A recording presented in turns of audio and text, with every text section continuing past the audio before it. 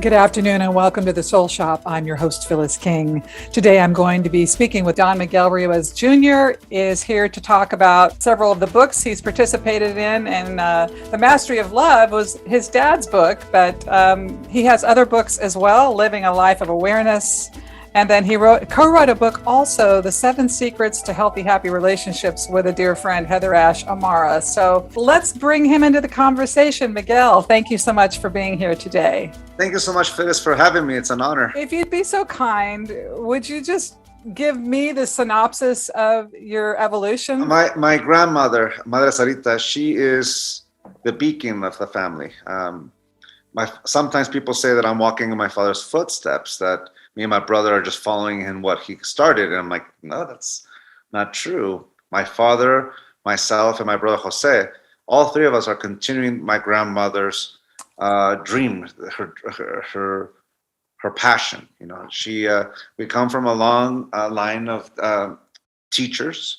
Her grandfather, my great-grandfather, great-great-grandfather, twice, Don Ezequiel Macias. He lived in the 1800s.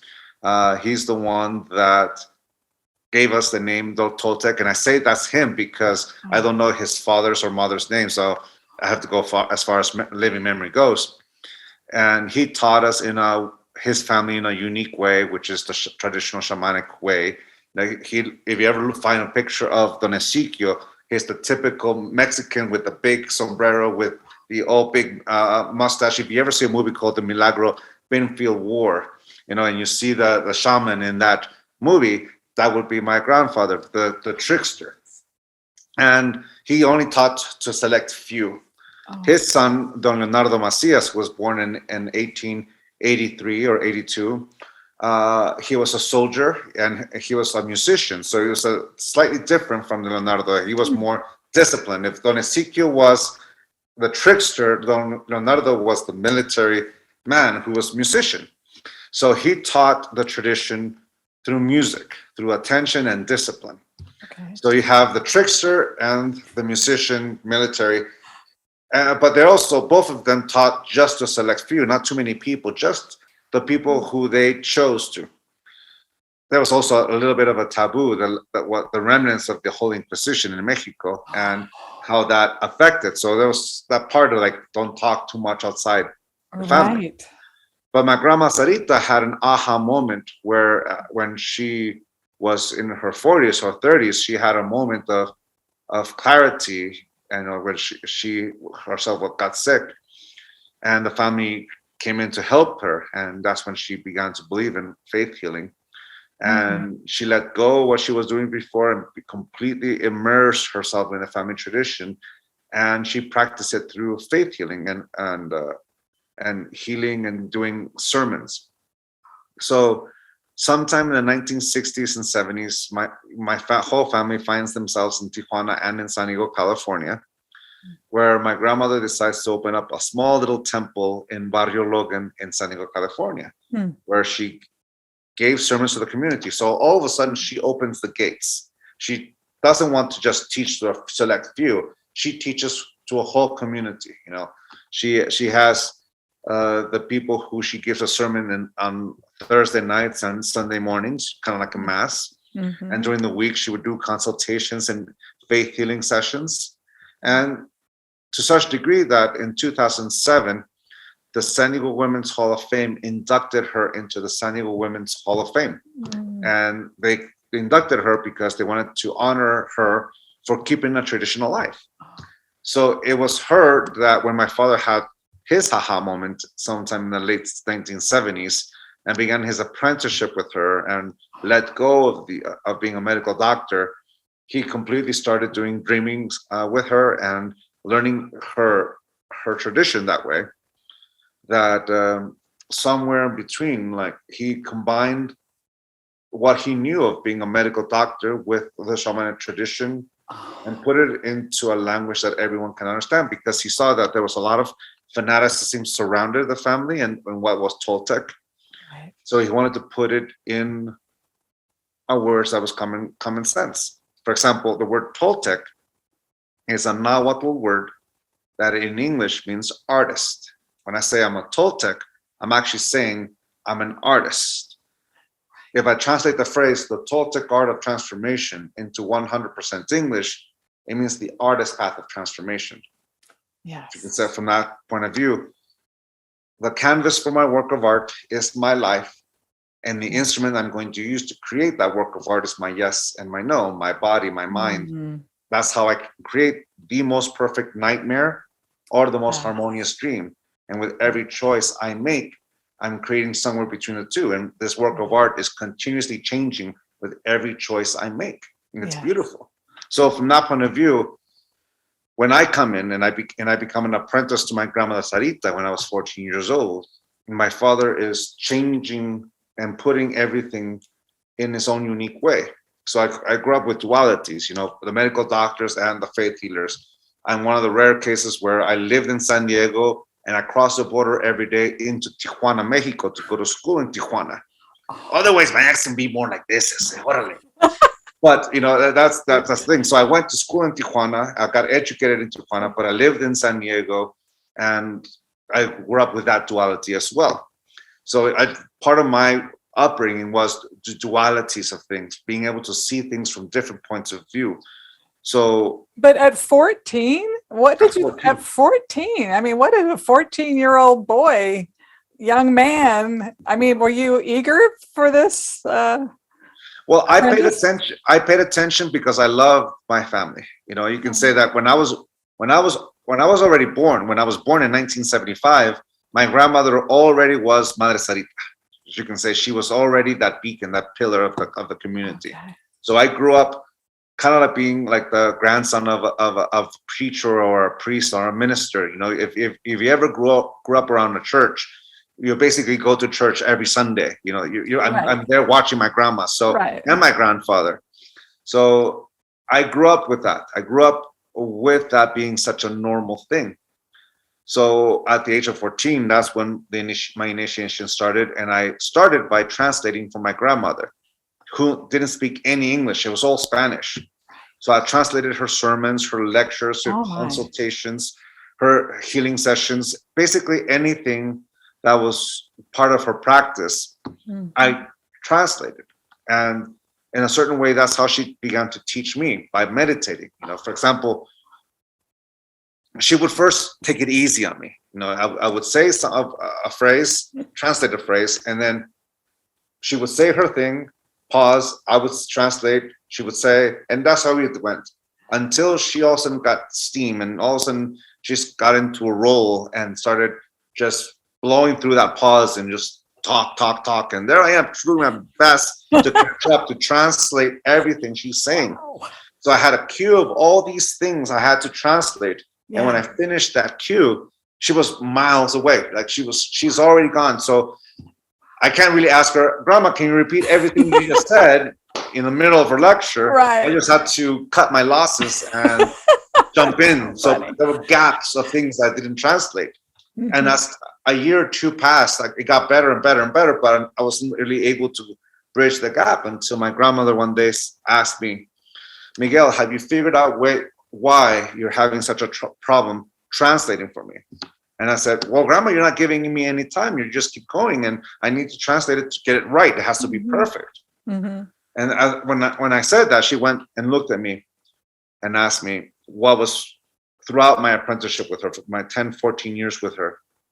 Do you control knowledge, or does knowledge control you? Oh. When I was 14 years old, I had no idea what that meant. Yeah. But basically she said, what's happening is this. Yes, you start paying attention to me at the beginning, but somewhere along the line, your attention shifts from me to what's happening inside your mind, that voice in your mind that's talking. When you do that, you're no longer listening.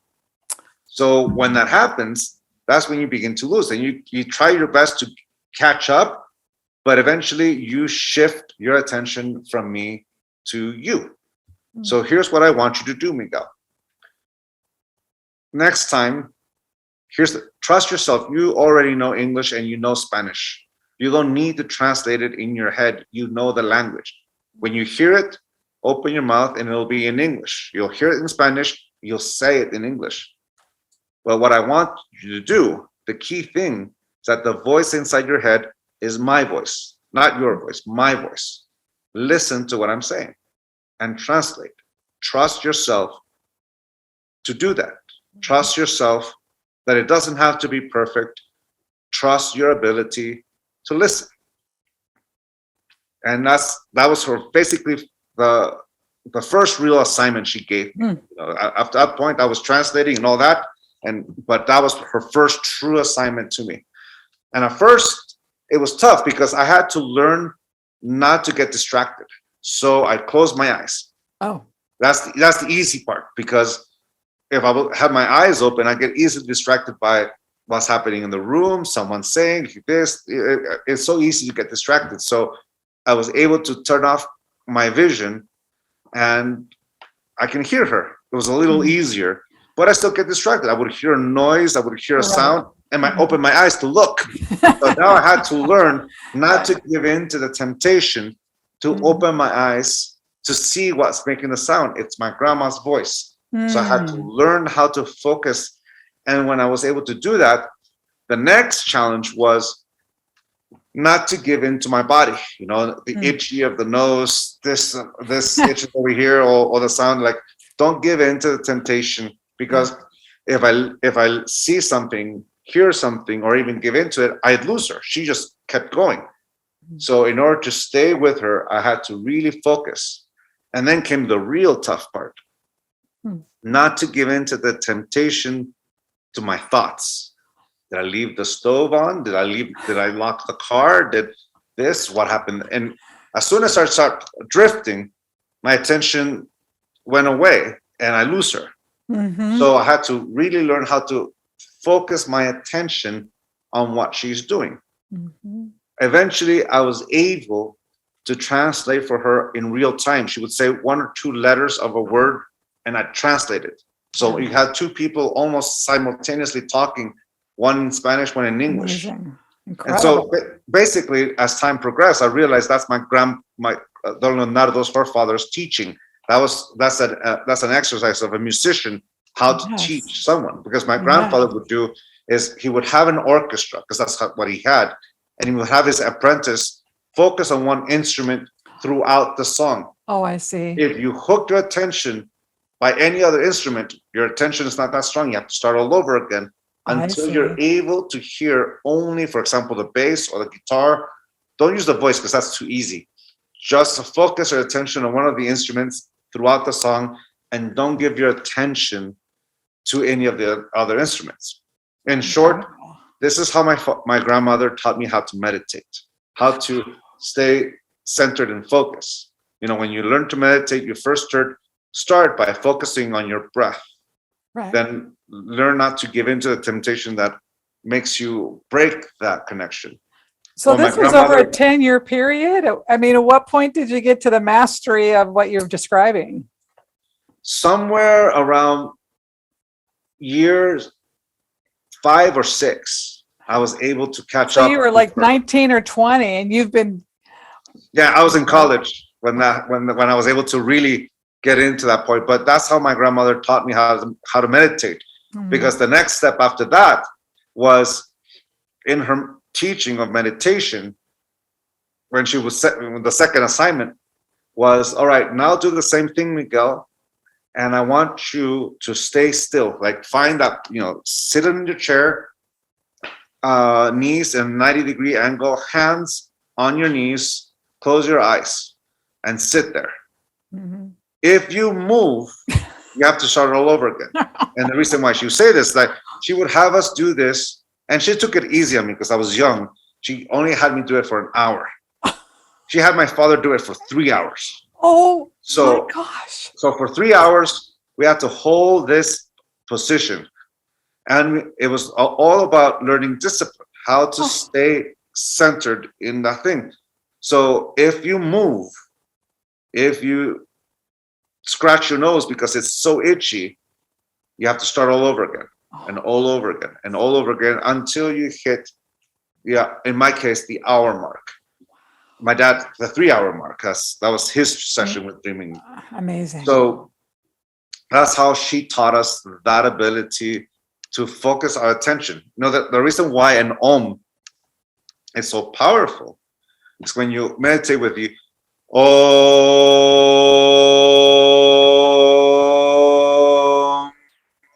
Mhm.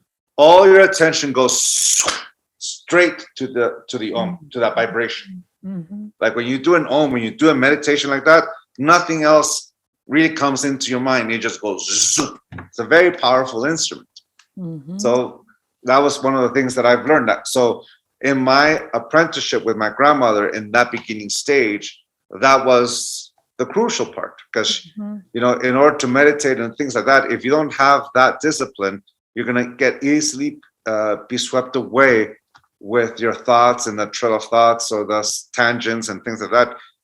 To be completely present is about shifting your attention to that which takes away your attention from the past or the future, because the past Mhm. only exists in your mind, because you can't go back there and change a yes to a no, or no to yes, because it no longer exists. There's no life in the past, just like the future doesn't exist. It only exists in the mind with all the what ifs and answering all the what ifs. Mhm. The only place that doesn't need you for it to exist is this present moment. Mhm. So having your attention, because she would say this, imagine you're focusing on the narration in your mind about what's happening. Imagine you kiss someone and you're describing what you're experiencing. Instead of being present in that beautiful communion, you're completely in your mind saying, what does this mean? What does that say? Are we in a committed relationship? Are we boyfriend, girlfriend? And all of a sudden you start thinking that, and you're no longer present. The mind has taken you in the direction that you missed it. And you start thinking about the past, or you compare the past with the present or the future. And all of a sudden, your attention is not even in this beautiful moment. You're missing out. Yeah. So she says, imagine doing that with life. You're going to miss out on life. If you focus all your attention, all the what ifs or what should have been, and all that happens is that you miss this present moment. Stay present, and you will enjoy every moment of your life because you're there for it. So I know you have children. Yes. How old I are your have two. kids? Huh? How old are your kids? My son is 16 years old. He has autism. And my daughter is 14 years old. She's typical. But she's, both of them are teenagers. And my daughter just got interested in the family tradition. And we're doing it, in our own unique way. My wife, she grew up Mormon. And I grew up Catholic, Toltec. So we basically teach them we kind of nitpick what we're presenting, but they themselves will bring their own tradition in their own unique way. Well, it's just, to me, this idea of the level of discipline that you created, what that happened for you at that age, what a life that set you up for. That's remarkable. Well, thanks. Yeah, it's what it is, and right now I'm a parent. It's tough. The one thing we parents don't tell our kids, especially other people who don't have kids, is that we have no idea what we're doing. We're doing the best with what we've got. Because as soon as you get used to being the parent of a 1-year-old, they turn 2, making everything you knew about parenting irrelevant, and it goes out the window. So every birthday I throw out everything I knew, because the person I'm raising is changing right in front of me. Yeah. What motivates them no longer motivates them. Yeah. So talk about being present. Yeah. Because if I completely focus on who they're supposed to be, what they should be doing, I'm going to miss out on them as well, especially with my son. If I'm totally focusing on what should be, I'm totally missing out on what is. Mm-hmm. And I'm not going to be able to help him if I don't even pay attention. Yes. Well, thank you for all of that. It's all enlightening, but can we chat about your book, this book? Yeah. I try to keep it as short as possible. No, well, there's so much depth and dimension to your story and your information, and we could go on and on. I want the listeners and the people who will view after the fact to be able to, you have an explanation of key terms at the beginning. As I got through the book, I thought I needed more of these because it's like another language for me, but yes. It's so delicious. The word, I think, domestication. Mm-hmm. Can we talk about that for a minute and what that means?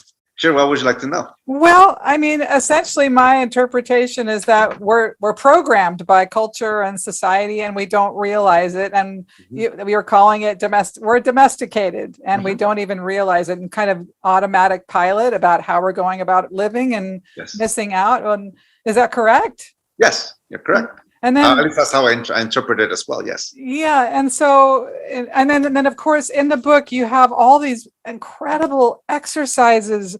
And exercise is a rough word for people to hear. They're little journeys you take yourself on, and they're so beautiful. Like just this one identity list, and it talks about, as with the goal here is to learn more about yourself and how you've created an identity. Writing with a sense of detachment, list any positive aspects of yourself or accomplishments that you use to establish your self-worth. Then it gives some examples. I'm generous, I'm spiritual. And when you're done with your list, spend some time considering how you would feel if something were to happen to take these aspects away from you. I mean, I didn't do the exercise yet, but I started to think about it. And I got a little nervous. Yeah. Well, okay. So thanks for that. And now I know how to enter. Okay, so domestication. Domestication is a system of reward and punishment by which we model the behavior of an individual, where if you live up to an expectation, you're worthy of a reward. And if you fall short of that expectation, you're worthy of the punishment. And since we are emotional beings who feel the full spectrum of our emotions, that reward, when we live up to the expectation, feels like acceptance, which feels like love. And the punishment feels like rejection, which feels like the lack thereof of love. It's the way we've learned conditional love. I love you if. An identity, it's a beautiful thing. An identity is a symbol that allows you to pay homage or honor to your preferences in life.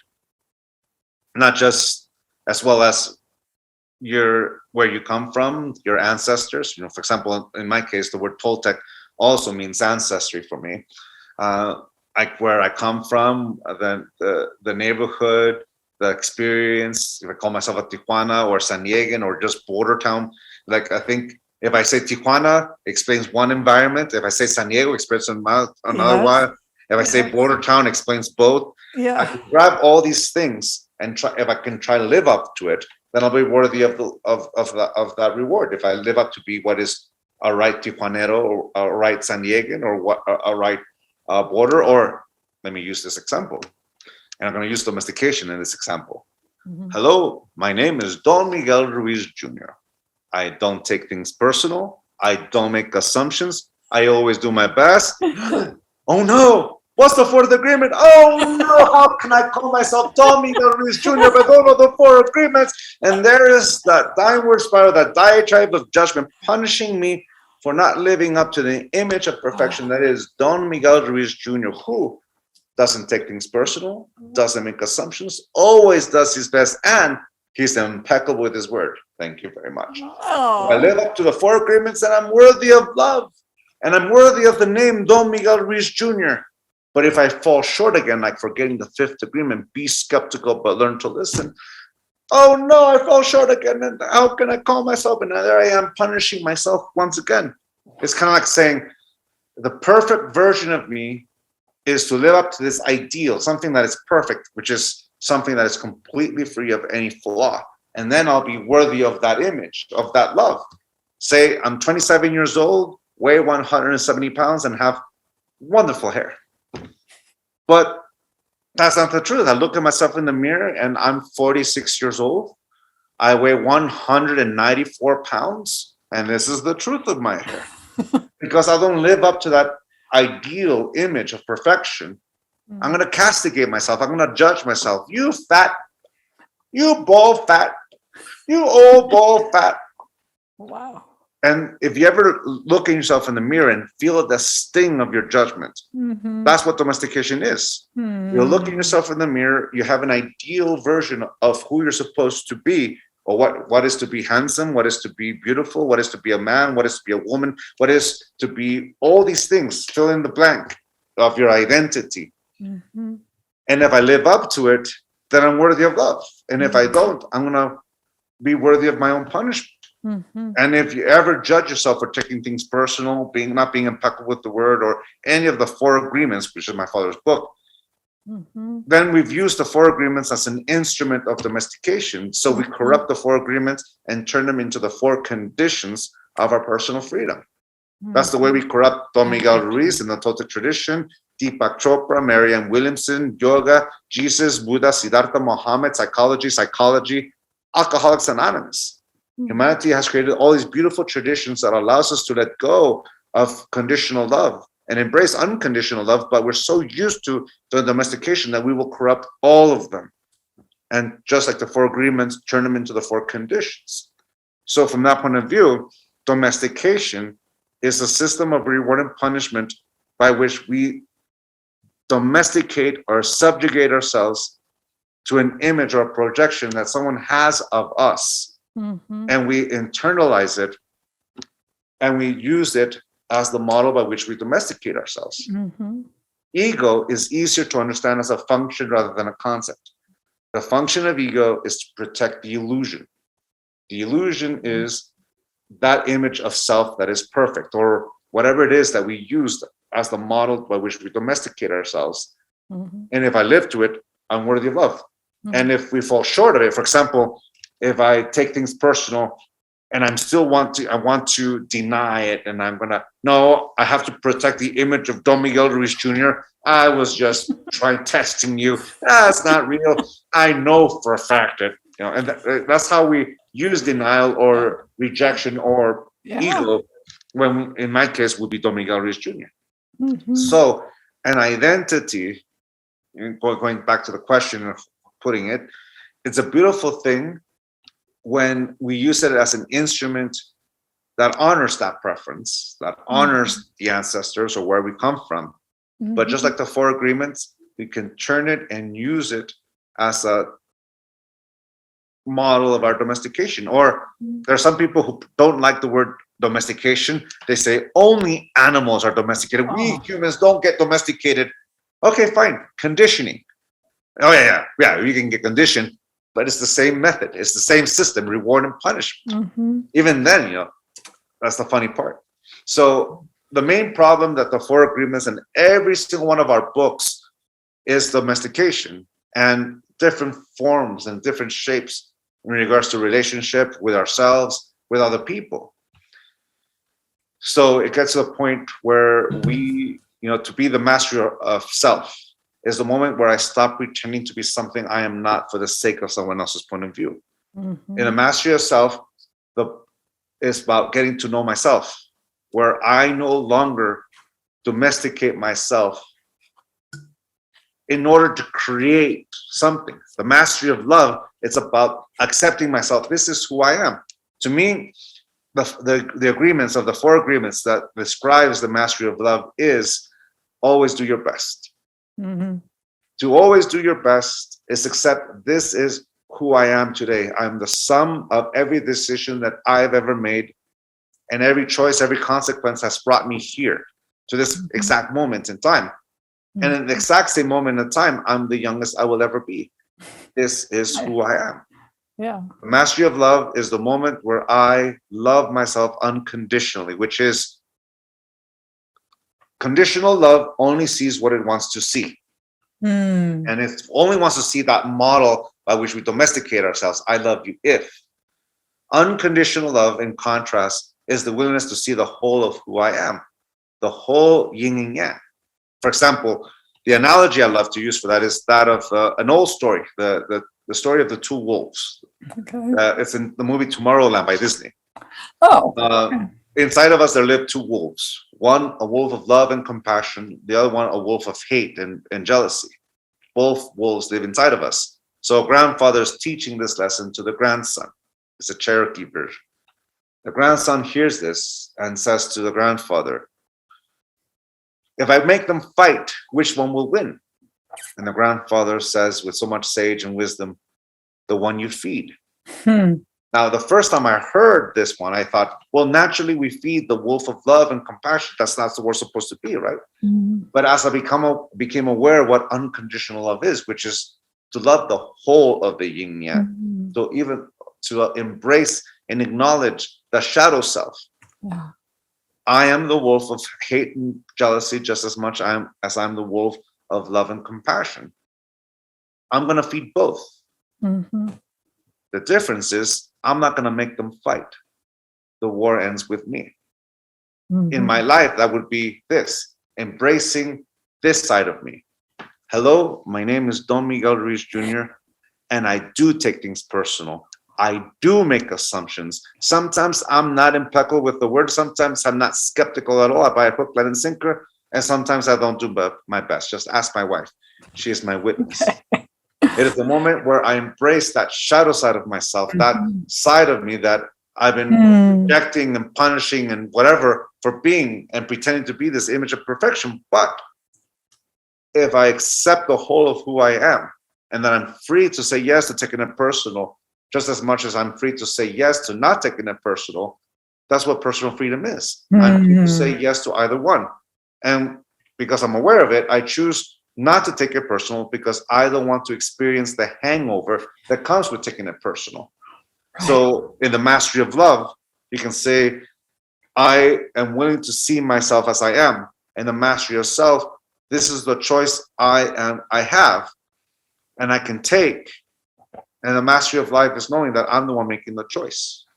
Yes. So from that point of view, domestication takes away my ability to say yes and no. It's knowledge controlling my yes and my no, controlling me. And knowledge in this case is the corrupted version of how I used knowledge to subjugate myself with conditional love. If I'm using knowledge, I'm aware that knowledge is an instrument that informs my choice, but I'm the one making the choice. There's my grandmother's apprenticeship with me all these years. So it's all about what do I want to create? It's about choice. So it's about being able to clean my awareness or my knowledge as an instrument. For example, to not be impeccable with the word is to use my word to reinforce my domestication, my conditioning, my conditional love. To use my word impeccably is to use the word to heal from the wounds that conditional love left in my heart and to inform me of my choices and be willing to see life as is without knowledge distorting it. And what I mean by that, corrupted knowledge, obviously. Because when knowledge reflects life as is what we know as the truth. Well, and this book, The Mastery of Life, it has a lot of great stories in it that illustrate the points, and you're just a beautiful writer. Oh my gosh, your use of language is just exquisite. And you talk about Toltec traditions and I'm going to butcher it, Teotihuacan. You got it. Teotihuacan. Teotihuacan. And this is where this is the origin down south. And then you talk about plazas and you talk about pyramids, but I don't know, I'm focused a lot on these exercises. This one really stuck out to me, Miguel, because how can you tell when you're overinvested in a positive trait or activity? One good indicator is when you begin to feel superior because of it. Yeah, you can say that's the example I gave about the 4 agreements and turning into 4 conditions. Yes. Like we're doing it because we have to, not because we want to. Yes. Well, and there's bits where I'm judging. Fortunately or unfortunately, I'm seeing myself in here. And then identifying your mitote or mitote. I don't know how you say it. Yeah, what's a mitote for people who don't know? It's an expression. So my father, in his book, the 4 Agreements, he uses the word, imagine this analogy. Imagine that you're in a supermarket or one of those farmers markets. You close your eyes and all of a sudden you hear everyone talking around you. Well, that's inside your mind. Like imagine your mind thinking that way. So it's 1,000 voices all talking at the same time. That's basically the translation of the definition I grew up with. 1,000 voices all talking at the same time, and I'm the single point of perception. The analogy that I kind of like and I adapted in my life is this. Imagine that you are at a stadium, a football stadium, baseball stadium, whatever stadium you've been. Just use your memory of a time you've been at a stadium to watch a sporting event. So I'm going to use football, NFL. Imagine, or college. Imagine that you are in the 50-yard line and you're in the center of the field where the logo is, and you're standing right there. Imagine that the stadium is filled to the brim. It could be the one in Ann Arbor, Michigan, which is 100,000, or the Rose Bowl, which is 100,000, or the Azteca, which is also 100,000. And to the brim, it's full of people. Just imagine the whole stadium, the sounds, if you can use your memory. And just like a game, it's like half the stadium cheers when the home team is doing something, and this little small crowd over here, the visiting side, boos or jeers, and vice versa. It flips. If the visiting team is doing something good, the whole other stadium is going and boo, and the other stadium, the smallest section, are cheering. Just imagine that back and forth. All right. If you have that image, let's continue the analogy. Let's pretend that every single person in the stadium represents a belief in your mind, an idea, a concept, something you've said yes to in your mind. From anxiety, from beautiful thoughts, to nostalgia, to longing, to love, to joy, everything, every single belief that triggers a reaction or emotion on us. Let's use that. Let's say all of them have the same pitch, same value, and they're all screaming the best, but they're like that, and you're in the center.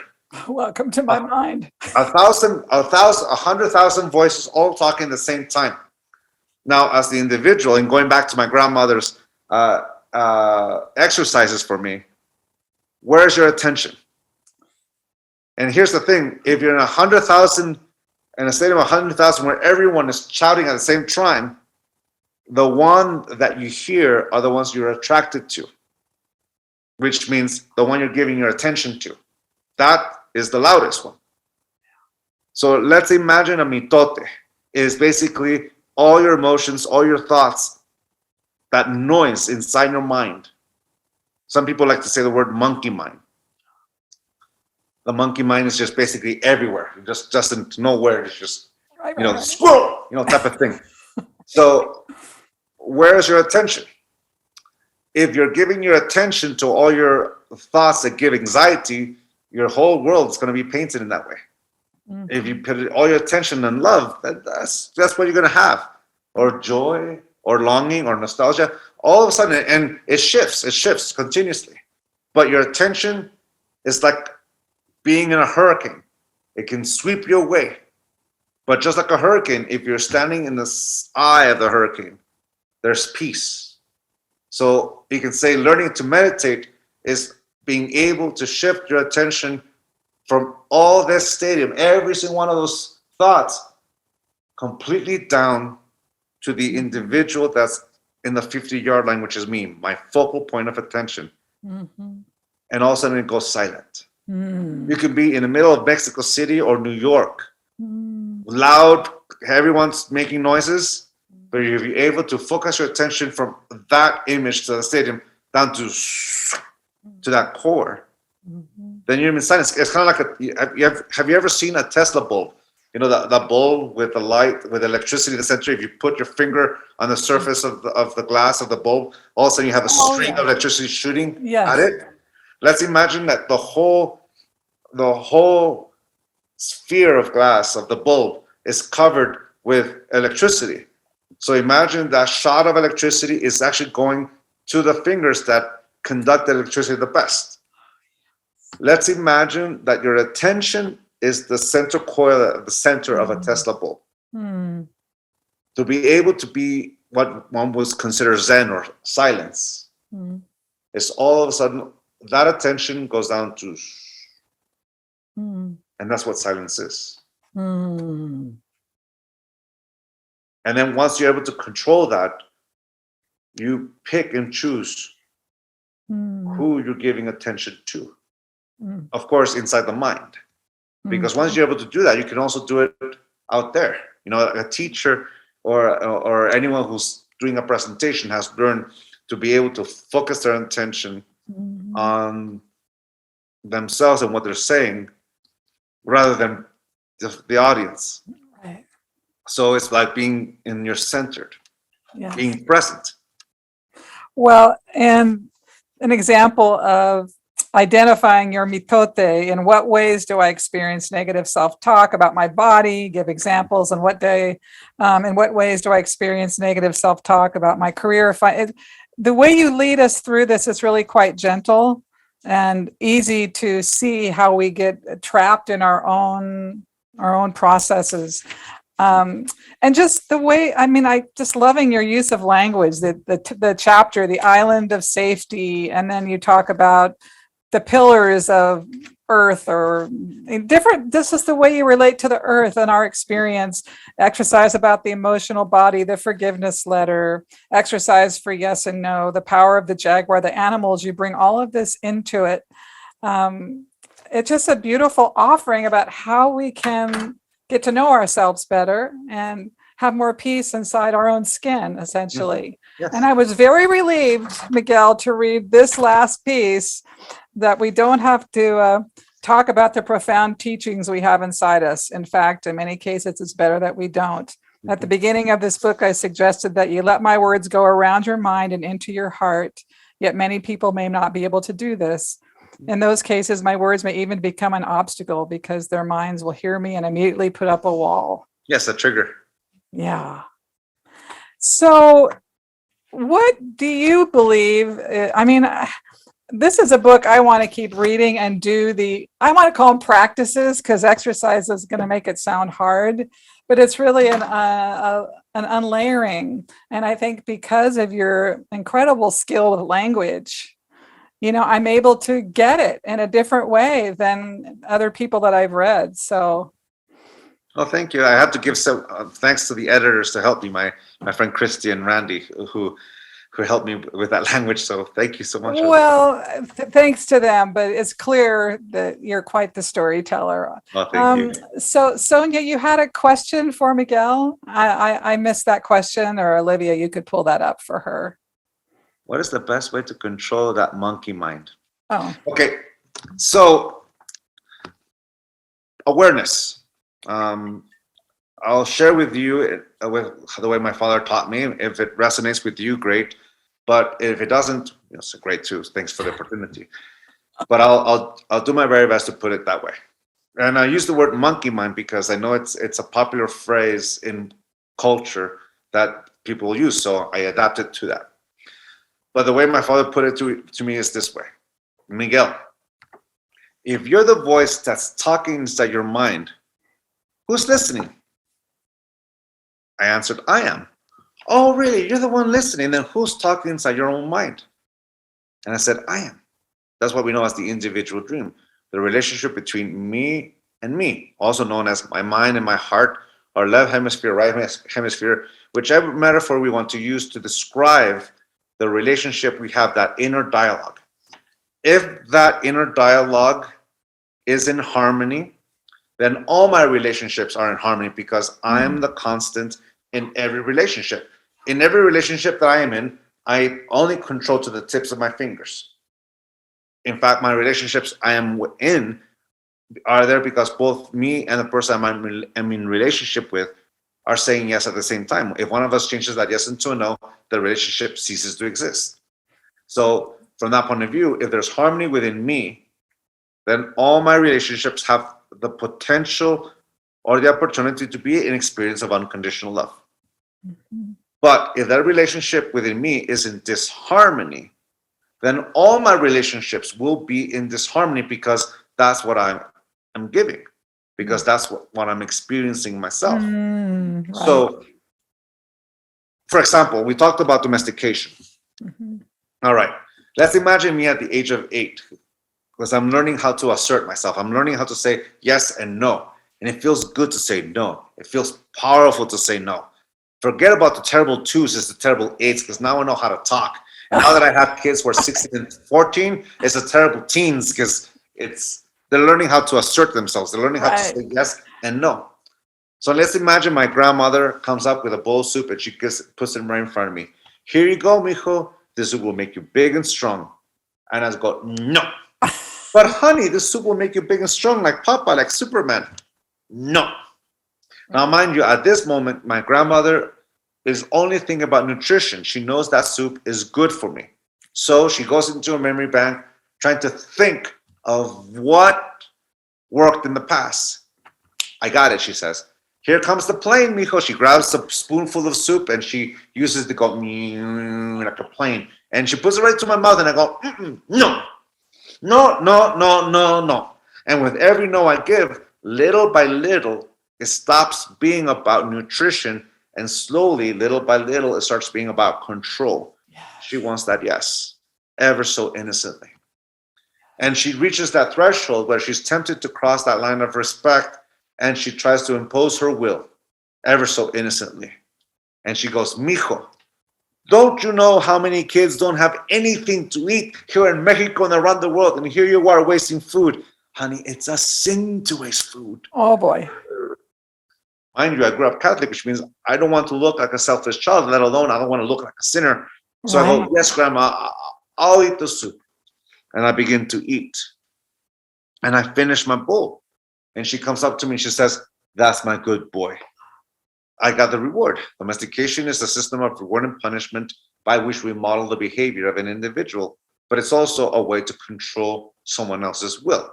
In this case, I didn't want the punishment, so I gave in. I changed my no into a yes. Yeah. I don't know if she'll actually see me as a sinner, but I wasn't going to find out. Right. But ever so innocently, I subjugated my will as I changed that no into a yes. Now, here's the thing. You have to be careful what you tell an 8-year-old, because fast forward 38 years later, I'm at a Mexican restaurant, at least they call it Mexican food, and halfway through my body, the food I'm eating, the plate that I'm eating, halfway through my body tells me the truth. I am full. I'm satisfied. There's no more space. I am full. I say no. But I hear conscious or subconscious, I hear this voice.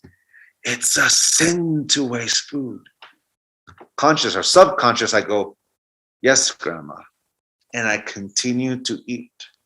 And I'm so stuffed, you're going to have to roll me out of the restaurant. But here's the thing. In that moment of clarity where my body told me the truth, that I'm full, that I'm satisfied, I believe that was conscious or subconscious overruled me. Now, mind you, subconscious simply means that I've done it so many times, I no longer think about it. It's an automatic action, an automatic yes or no. In this case, an automatic subjugation of my will as I turned that no into a yes, and I went against myself. Because now I'm going to experience the consequences of overeating, of I'm already stuffed. I can't even breathe because I'm so full. But I'm a good boy because I finished my plate. Here's the thing. I'm at that restaurant, but my grandmother is nowhere near. In fact, my grandma passed away 14 years ago. That's because we humans, as far as we know, are the only creatures that are able to self-domesticate. When we domesticate a dog or a cat, cat domesticates us, never mind. Correct. We have to be actively domesticating this dog. In my case, Teo and Brownie, who are over there. But we have to be actively domesticating because they'll always try to see what they can get away with, whether find that corner and pee or eat that shoe. But since I live in the Sierra Nevadas here, if I leave that door open and they both escape, they'll go back to being what they always were, dogs, in order for them to survive. Mm-hmm. They'll retain some of the trauma of their domestication here and there, but by and large, in order for them to survive, they'll go back to being what they always were. They'll pee in that corner, they'll find that shoe. And if you see my dogs, if they're walking around, one of them is a German Shepherd Chihuahua, half German Shepherd, half Chihuahua. And I think the German Shepherd has the ability to survive. But the other one, Brownie, he is a Shih Tzu Bichon, and I wish him all the luck. But we humans, when our active domesticator or our conditioning person stops actively domesticating us, we continue to domesticate ourselves. My father calls it the parasite in the four agreements, the judge and the victim, also another form of imposing and subjugation. Inside the parasite mind is equivalent to the monkey mind. There's a phrase that I love, a quote by Eleanor Roosevelt that goes like this: "No one can make me feel inferior without my consent."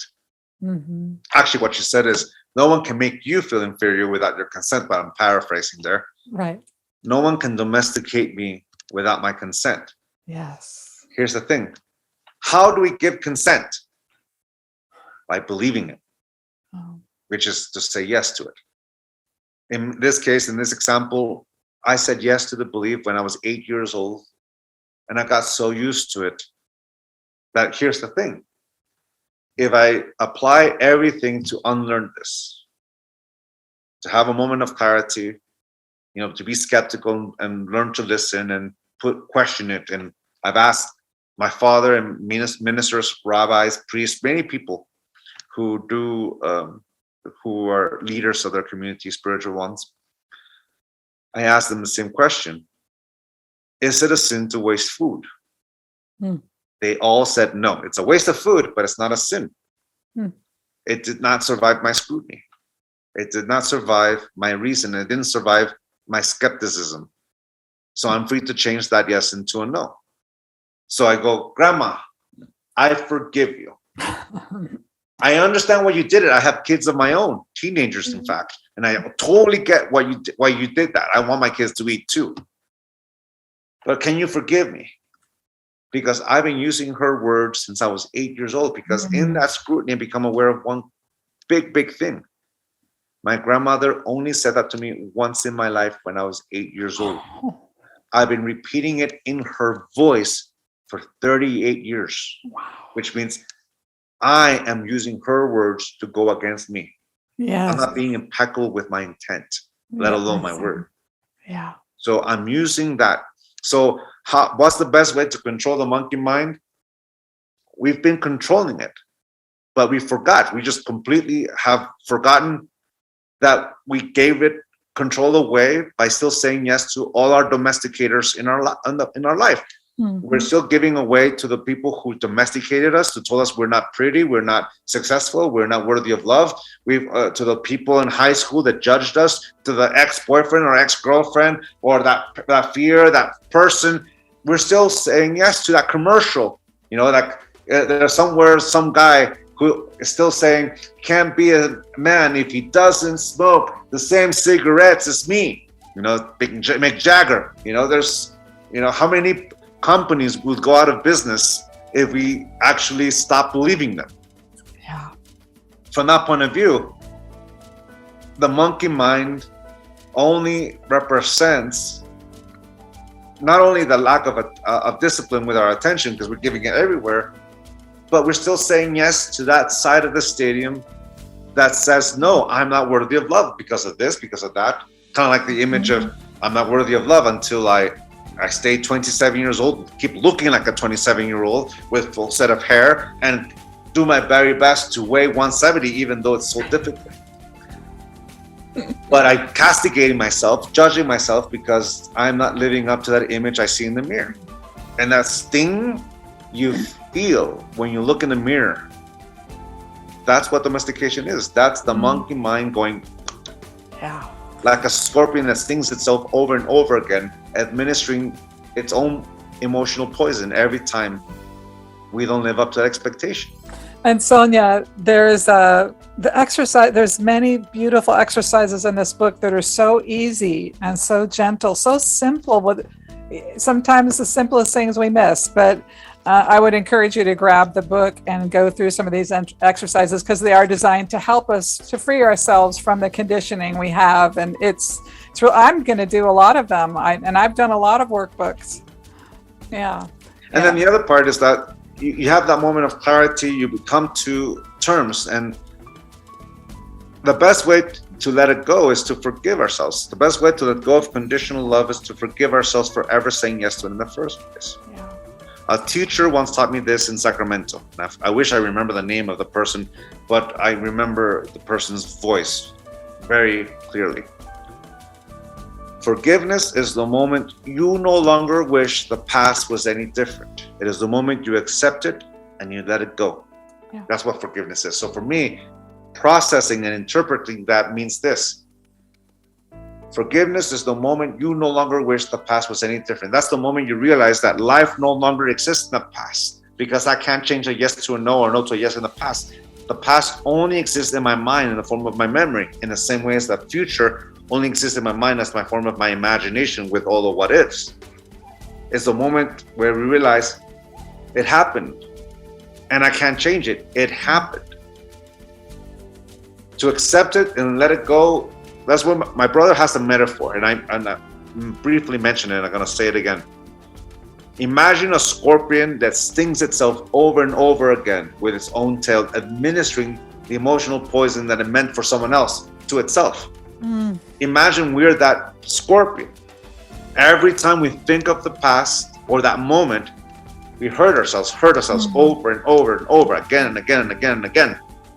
Forgiveness is that moment you accept the past and you let it go. What does letting go means? That I'm no longer going to sting myself with that poison. Then I'm not going to administer it. It's the moment I forgive myself, meaning I no longer use the past to hurt me. It's beautiful. Does anyone have any more questions? The last call for questions for Miguel. So this is your chance. Going once, going twice. And again, while you're thinking about your question, this is the book. It's, I've read hundreds and hundreds of books over the last 15 years interviewing people. And this one really touched me in a very unique way. And I'm going to be doing it myself. I thought I knew it all. No, I didn't. But I really appreciate that you gave me this new dimension to work with for myself. Let's see. Can you see Kay's question, Miguel? Oh, she says, wonderful interview. Thank you. You're welcome, Kay. Okay. Thank you, Sonia, for your question. I appreciate it. Thank you. Well, I can't thank you enough for taking time out of your day to be here. Is there anything we didn't know about where you're appearing, any classes you're doing with your family or yourself? Well, you can find our what we're doing on my father's website, miguelruiz.com. Of course, we have social media and things like that, but my dad's website, miguelruiz.com. And I have a website as well, miguelruizjr.com. Yes. But my dad's is the home base. Yes. Again, thank you so very much. I'm really grateful, and your time has been precious.